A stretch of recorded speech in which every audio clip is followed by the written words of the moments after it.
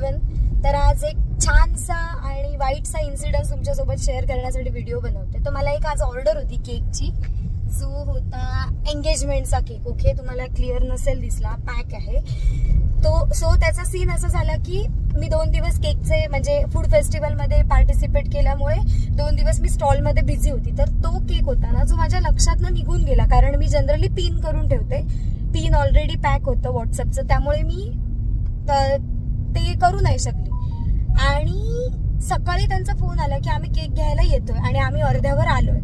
आणि मी अशी होती की बापरे, मी तर काही बनवलं नाहीये, मी आता काय करू.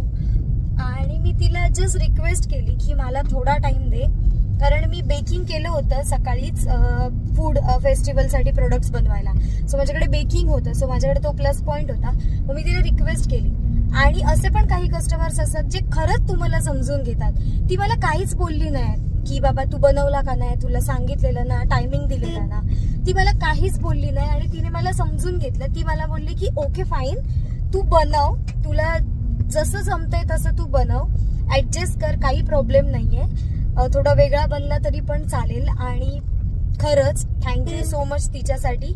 मी आता आली आहे केसरी, दाणोली केसरी, जवळच्या लोकांना माहिती असेल सिंधुदुर्ग मधल्या.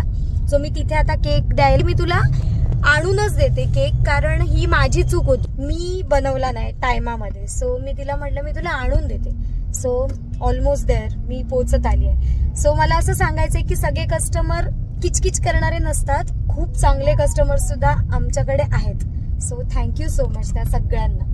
आणि म्हणून मी तिच्यासाठी एक कॉम्प्लिमेंट घेऊन आली आहे की तिने मला एवढं समजून घेतलं. सो चॉकलेट्स आणि चॉकलेट बॉल.